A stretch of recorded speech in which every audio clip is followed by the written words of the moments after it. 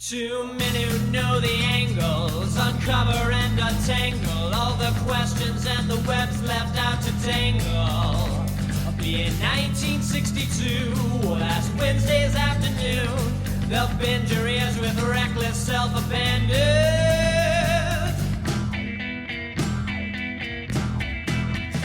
The amazing spider talk. The amazing spider talk. Come swing through the air, sit back and prepare for the amazing spider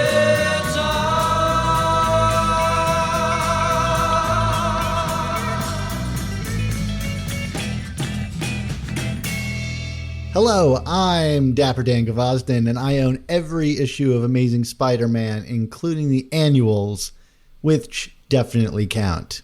And I'm Mischievous Mark Giannacchio, and I too own every issue of Amazing Spider-Man, including the annuals, even though, Dan, the annuals, they still don't count.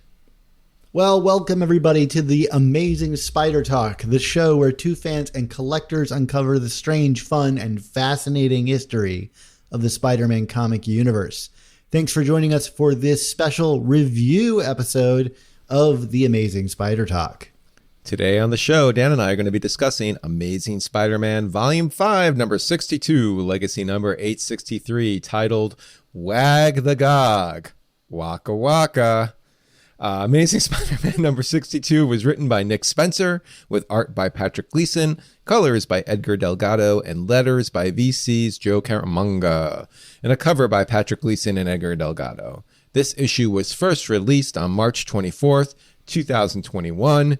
Dan, it's issue 2 of the new suit era. Why don't we get right into it? What's new? Spider-Man's still wearing red, is it blue? Maybe he took a week off cause he had the flu, but probably not cause his methods seem tried and true. Let's find out in the Spider-Man review. Mark, I think my kind of first real thought about this, and kind of reflecting on the past, not just 3, but maybe 5 or 6 issues, is I'm enjoying this book getting into a groove of not being a big event. It feels like it's a regular check-in into Spider-Man's world with supporting cast characters doing their things. I don't know that I felt like this issue was like a home run, but there's a cover which accurately depicts things that are going on inside of it that are memorable. I'll look at that cover and I'll go, oh yes, right. That was the issue where Gog got really big and tore his way through the city. And I know that seems like faint praise, but for a book that's kind of been all over the place, I do feel like we're settling into a bit of a groove here. This feels like a normal run of Spider-Man that I would have expected from Nick Spencer. Yeah, I agree with that. I think that, this is probably more reflective of what we were getting the first 6 months or so of the Spencer run before, we had whatever random event du jour kind of interjecting itself into the book. And then frankly, even Spencer's own events being interjected into the book. This is, we're kind of calling back obviously to a bunch of storylines from earlier in the run here. But you're right. I mean, this is kind of like that, that trademark connecting thread Spider-Man stuff that, not only would I expect that from Spencer, but I just kind of expect it from this book, period. This is where the book to me has always been at the best, when it's kind of grounded yet still moving forward and having fun within its own universe without getting too ahead of itself, if that makes sense. I'm not trying to advocate for complacency, but there's something kind of lovely and familiar about Spider-Man having a fun team up and taking on street level goons a la Kingpin and Tombstone and Hammerhead and all of the characters that are coming up in this run, supposedly. So I enjoyed it. It's not groundbreaking or revolutionary, and there are some general issues that we're going to get into that are kind of some demerits on the story, but overall, I enjoyed reading this comic. There was nothing to be like, why am I reading this book still? This is kind of the Spider-Man that I'm generally here for. Yeah, and I think kind of supplementing that is just the incredible artistry from Patrick Gleason. There is like beautiful looking art, and then there's just great storytelling that goes along with art. And I think that's the true hallmark of a strong comic book artist. And I think you and I are pretty good about pointing this out when we experience it. I think back to that Mark Bagley issue that kicked off, what was the story before Last Remains? Sins Rising. Sins Rising. There we go. That first issue with the Sin Eater, which had really beautiful storytelling in how its panels were constructed. And I think, Gleason, for all of his kind of like big bombast, and I'll say it, this issue's art is some of the most indulgent comic book art I've ever seen. I mean, like, there is not a quiet panel in the mix. I mean, that's not true, because we do get some really grounded stuff with the Bugle later on. But this opening is so, I mean, there are really radical experiments in style that are going on here. I mean, even just from the first panel where you've got like Kingpin's eyes just like sunken into his face in shadow that look almost like sunglasses. I mean, it's a unique visual image, and it doesn't let up. But I don't think it does so at the sake of storytelling. In many ways, it enhances the storytelling. If anything, this issue, as much as we talk about story from Spencer, I think Gleason takes an issue that would have been otherwise, I think, really unremarkable. And that's not like a bad thing. It's a really solid issue. He injects a life into it that makes it, stand on its own. There are images in this that, I don't know, they're seared into my memory, but really exciting comic book art and good storytelling. And I think it's worth shouting this, that this is a true collaborative storyteller in Gleason that we have here. It's funny. You talk about kind of the bombast and the indulgence of the art in a good way here. What kind of surprised me about it, and I shouldn't say surprised, because Gleason is an excellent artist, but frankly, a lot of the earlier work related to the elements of this arc were done by Ryan Ottley, and I honestly thought it was some of Ottley's best work on the book during his run here. And frankly, and this is not to throw shade at Ottley. I thought he's great. Gleason's art here made me not miss Ottley. I kind of felt that even some of the really strong stuff that Gleason had been doing, and he's been doing a lot of strong stuff on this book, like the Ottley Spencer stuff seemed to be kind of where the book was at its peak. This book kind of put to rest any fears about just how visually dynamic it could be with Gleason kind of running the show, so to speak. Like you said, everything else is more or less, I agree with what you were saying in terms of what an artist of Gleason's caliber can do for the storytelling element. Why don't we talk a little bit about some of the specific plot beats here? Because it's kind of a mixed bag. There's some fun things that happen here, but also some stuff that, either feels like a missed opportunity or a little unearned, and we can kind of get into the nitty gritty of that. Well, sure. I'll make the bridge in talking about the art to the kind of opening of the book, which is, Kingpin, Spider-Man racing to like Boomerang and Gog's side. I'm not quite sure how he knows, the details of that. And Kingpin is communicating with Bullseye, like we saw at the end of the previous issue. And, talking about the art, Kingpin calls take the shot on Gog. And we've got this full page of Spider-Man silhouetted against like a building. And there's like a graphite style drawing of the Kingpin and these big expressive red letters of the shot and this like graffiti-like coloring. It's really a striking page to sell the drama. I guess what we presume is the death of Gog, but is ultimately Gog's collar being shot off. Obviously triggering Gog to unleash his shape-shifting powers, which we're now aware of. And again, it's the art here. This is just whatever story. I don't really understand Kingpin's plan here. It doesn't make much sense to me. If his goal was to like piss off Boomerang, I'm not quite sure why it needed to take this particular form. It seems quite indirect. Well, let's be. I don't mean to cut you off here, Dan, but let's be honest. Yeah. Let's be honest here. This is sound the Kindred alarm or the Mephisto alarm, but this is frankly a direct callback to the aftermath of was it Back in Black when before One More Day, frankly, when the Kingpin had the assassin, was supposed to go after Peter, but it took out Aunt May. I mean, like, this is all to me. This all seems to be kind of a direct callback to that, which we kind of seem to be moving in that direction in other storyline elements as well. Like we're going head on into One More Day here. Whether this is truly a logical move that someone with the acumen of Kingpin would make, I don't know. But for if the goal of this story is to kind of bring back all of the JMS era, I think mission accomplished, right? Yeah, that's fair. I mean, it's hard to like see a Sniper and Kingpin and not make that connection in the pages of a Spider-Man comic. To what point that's trying to make, I'm unclear. But you're right. The analog is set up. So we get this like big kind of Gog action scene where they're trying to get the collar back on him, and I thought this was all great fun, especially because the layouts are so great. You've got, Gog's image reflected in Spider-Man's eyes. You've got like these diagonal cuts into the page. There's a moment where Boomerang like hurls the collar into the stratosphere, and Spider-Man seems to be like bending all of space to catch it. And to me, it was a great showcase of the like elasticity, not just of his webbing, but of like his body.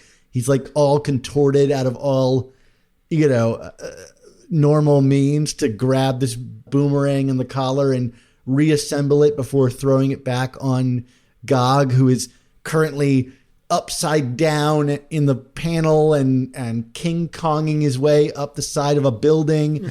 This is Gleason just having a ton of fun, and it's what comics can do, and I thought it was really exciting if I wasn't entirely hooked narratively. Obviously, kind of the affection and emotional attachment to Gog certainly from Spider-Man / Peter's standpoint, those threads truly haven't been connected here through this narrative. I mean, this is the first we've heard of Gog since, the reboot of the series post-COVID, or not post-COVID, but post-COVID break. But like even beyond that, like for me, as much fun as this whole sequence is, to me, like it kind of got solved a little too cleanly and easily. You know what I mean? Like, we're trying to set this up where whatever you want to say about Kingpin's motivations and logic here, it's to give a sense of loss and stakes. And it's like, not only does the deadliest assassin in Marvel Comics miss the shot, but like it's like, okay, well, he got the collar off, which is a problem, but we solved that within a few pages too. You know what I mean? Does that kind of track with you as well? I mean, did you feel like this was kind of cleaned up a little too quickly?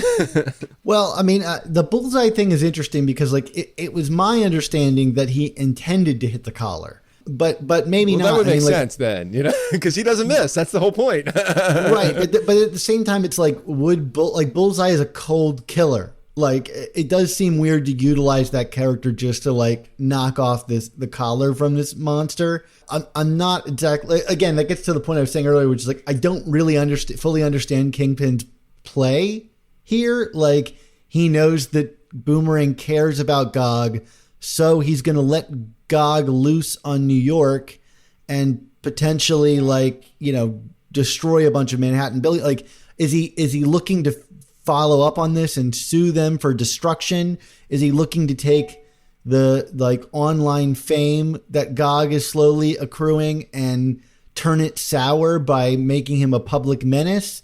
That does not really seem to be a part of it here, although that seems to be the more direct thing you could get out of taking these actions instead of just like angering Boomerang so Boomerang will come at Kingpin. To me, that's just like it's so circuitous. There is no really like thinking about like, hey, maybe it's irresponsible of us to have this creature living in our home that can it gets its collar off, it can destroy it, and this becomes a responsibility, but also a like way that someone can extort us or manipulate us in some way. And should we be posting pictures?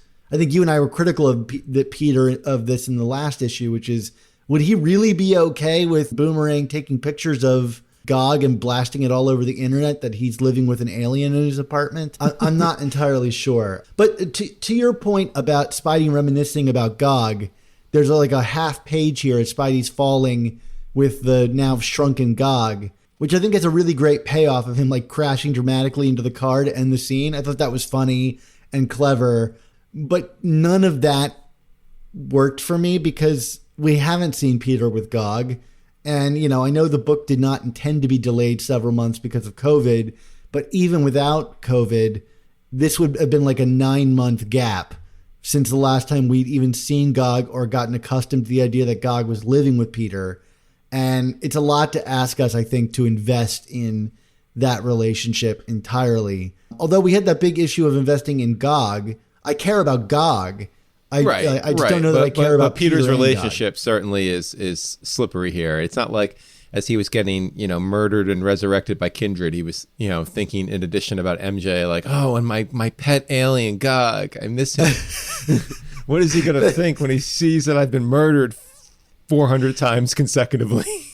What a cutaway to the death of Spider-Man. But what about Gog? What about Gog? So speaking of, you know, sledgehammer of plot type developments, you know, we have this other scene after the Gog scene with Randy and Robbie.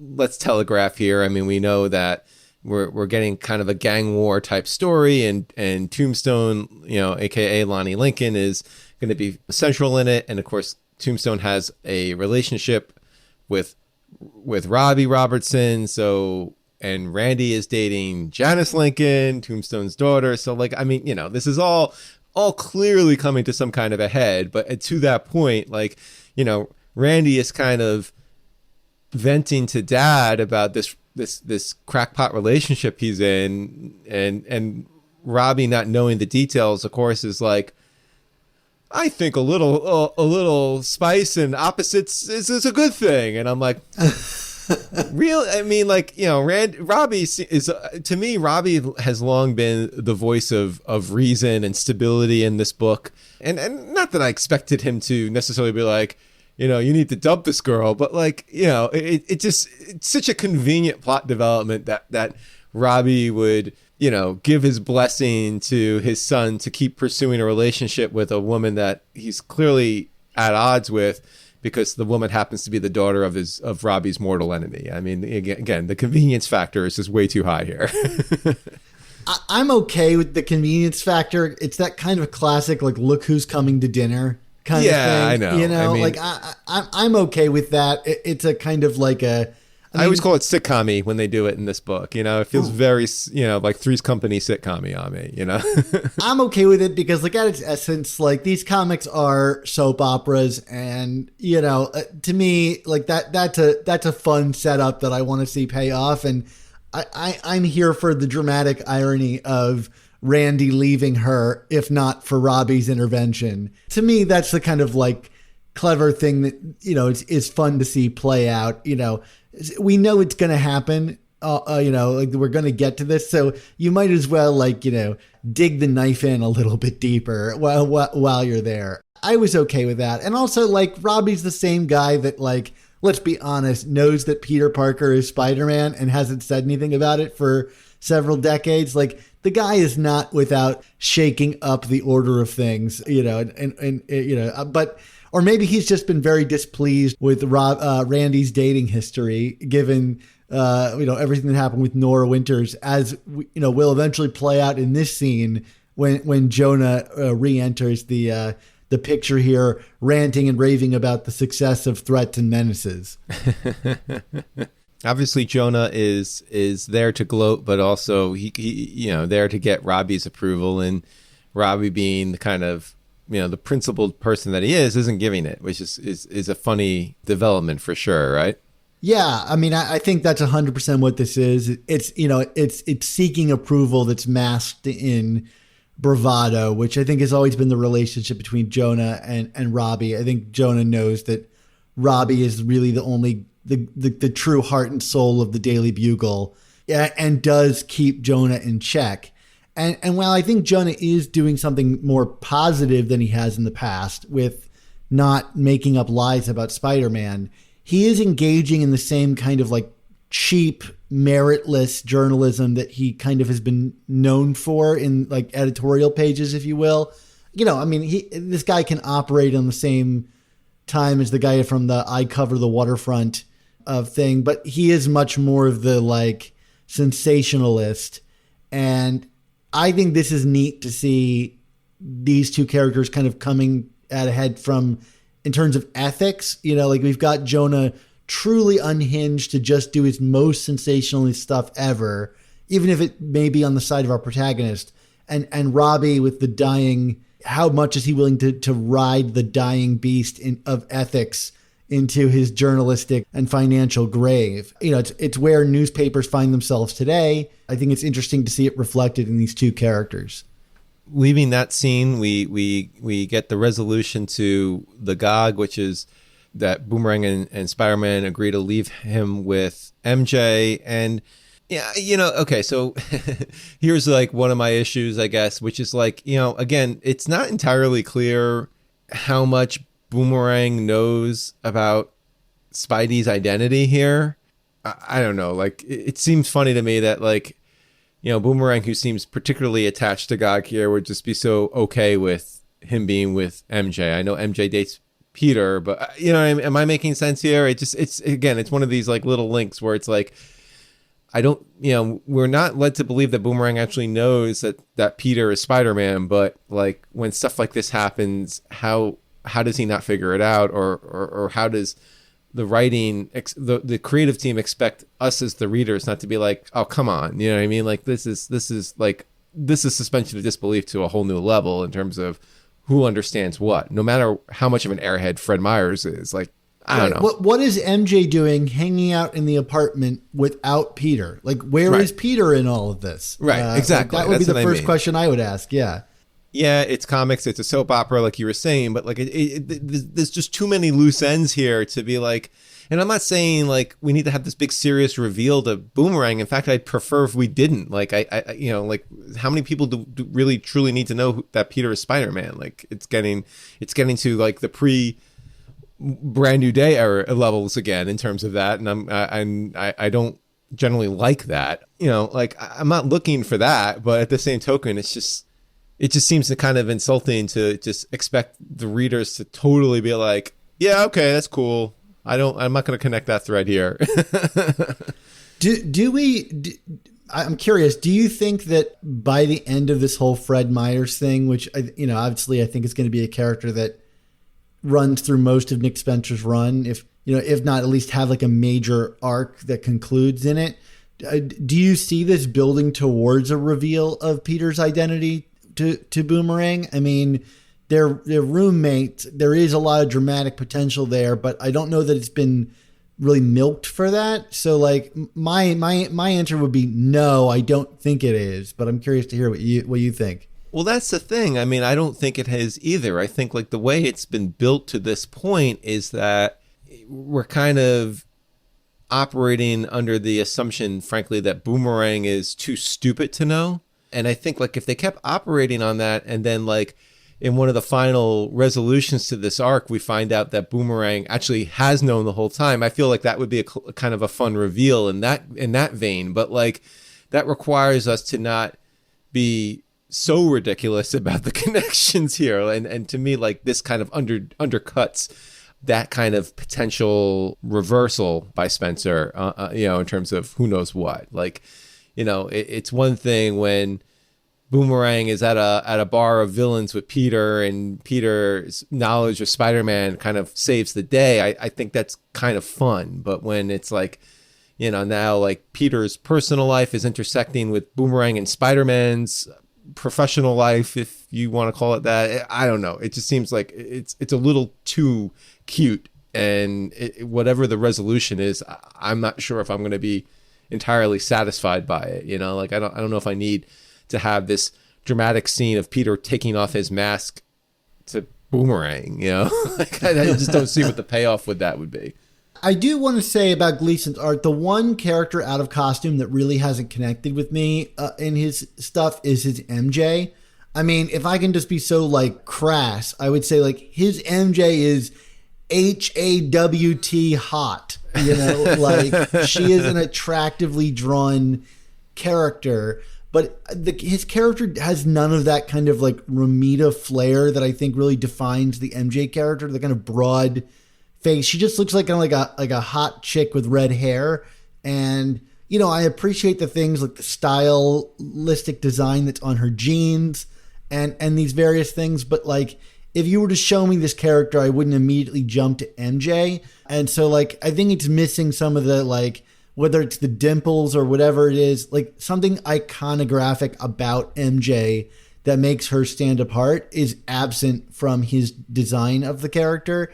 You know, I think about, like, Otley's MJ, who is, like, so Romita, you know, like, really defined by that Romita look. I would love to see this character kind of come back a little bit more to the middle ground. She's just kind of nebulous to me in this drawing. I think Kamikoli used to really punch up the hotness of MJ a bit, and it can, you know, I don't know if we need to go quite that far with it. You know what I mean? Like it's you know, at the end of the day, this is still a character that was based on Anne Margaret, you know? well, Anne Margaret is one of the hottest people to ever exist. True.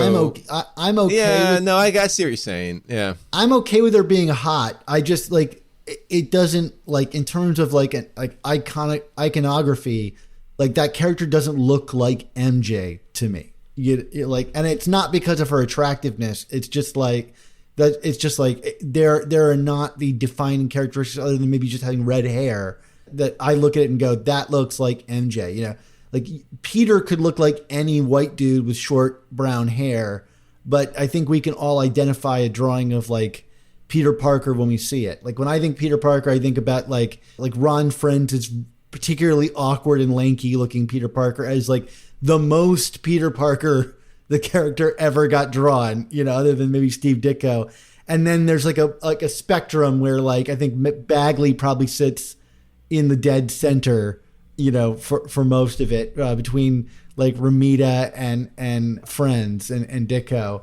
To me, this MJ just is like, it's just kind of divorced from the character. You know, upon the resolution of this, we kind of set up the Boomerang and Kingpin feud heating up another notch. And, you know, Boomerang, you know, I mean, what else can you say? Spencer has been writing Boomerang fantastically, going all the way back to Superior Foes, you know, like there's no question about it. This is some fun stuff. I mean, you know, I never really contemplated reading Amazing Spider-Man and finding myself cheering the hardest for Boomerang, but that's where we're at. So this Kingpin stuff kind of evolves some more. I mean, we I guess we get a little more insight to his plan, if you call it that. But we also, you know, sound the Kindred alarm again. We kind of get this, you know, Kingpin talking smack to Kindred, like, I'm, you know, you spurned me, but I'm going to get my way. I don't know, man. This just seems like a lot to, like, get Kingpin to bring back, you know, to get someone to bring back Vanessa. I don't know, man. Like, I'll tell your wife. Super convoluted. I would tell your wife that you draw the line at convolution to bringing her back from the dead. I mean, yeah. I don't know. I mean, it's like, I mean, how many times has Kingpin and like I said, we've dealt with this before with Kingpin needing to get Vanessa back, whether she's alive or dead. This just seems like, you know, this is not one of his most, I think, clear and concise plans to that end. And I also don't quite get like why Kingpin would be going to such these lengths just because of what Kindred did. You know, it's still one of the loosest ends in that whole dynamic that I don't feel has been effectively tied for me. It's a little bit murky. Like, I don't know if he needs Kindred still to pull this plan off, or if he's planning on circumventing him with the Lifeline tablets and things like that. I don't know how those things all fit together. You're right. But also, like, would it be the worst thing for people to let Kingpin get what he wants and bring Vanessa back? Like, wouldn't that just solve everyone's problems? This guy is clearly tormented by this, and he's taking it out on everybody else. Like, can he just retire? Like, just let him live his life with this undead woman. I've got no problems with that. Like, just let the sociopath have what he wants. You know? Right? Come on. Yeah. That would be the end of What it. could possibly go wrong, Dan? I don't know. I mean, like, yeah, he's gonna get Vanessa back, and then he'll quit, right? Isn't that how it always works? No, I don't know. I mean, there seemed to be a lot of opposition to giving a guy something that seems pretty non-destructive, but. You know, of course, it couldn't be that simple. I'm sure it's going to open some portal to ending the universe if he were to try to pull this off. There always has to be a catch with that. So, of course, Kingpin 6 tombstone on Fred here, but you know, with the caveat, and Dan, we talked a little bit about this in our pre-show. The caveat of Peter Parker is off limits, and do we know why that's the case? Because I don't. And, you know, maybe an editor's note would have worked here or something. But, like, I know Spider-Man was off limits for a while, but why Peter Parker? And we're pretty sure that Kingpin doesn't know that Peter is Spider-Man, right? Right. The only instance where that may have been true was in Family Business, but Kingpin's memory was fried by the end of that story. So, you know, in you know, the present time, yeah, he doesn't know. You know, maybe he's just really cares about not hurting the roommate of Boomerang, but I don't quite know why that is, and it's spelled out. Like, I don't think I would have questioned it if it wasn't spelled out, and that's why I'm curious about it. Right. Well, you can't say it's because it's not hurting the roommate, because, you know, frankly, Lonnie Lincoln is then saying, well, I can't hurt Peter, but he didn't say anything about the other one, who of course is, you know, Randy and his nemesis's kid. So, you know, like, Tombstone is going over there, and you kind of feel the mortal danger for Randy there, which I appreciated the stakes of that. And I kind of knew what was coming next. It was a good setup to get there, because it's like, oh no, Randy's in trouble. But, like, I don't know. Again, the logic here is very loosely connected, and that's a little disappointing, because, like, the stakes don't work there unless we know clearly why Kingpin says Peter is a no-no. You know, like, it's either all or nothing. If it's just, I don't want to mess with anyone but Boomerang. You know what I mean? So Robbie is also on the case because they've got, like, media on it. They're following, like, a Lonnie or a Janice Lincoln, and he begins to recognize that they're going to somewhere familiar, an apartment that he's aware of. And then there's this, like, beautifully constructed reveal. Like, I think the visual pacing of this is excellent. As, you know, you see, like, Randy, like, looking right out at the reader, and Janice pulling her mask off. And then you get this full splash page of the two in this beautiful drawing, kissing on the rooftop, as everybody is shocked, you know, that these two families' lives are going to intersect with each other again. It is Montagues and Capulets here, Dan. Right. I'm curious to see how this played for people that, like, aren't aware of, I think, a fairly obscure Spider-Man story from Spectacular Spider-Man, 3 decades ago?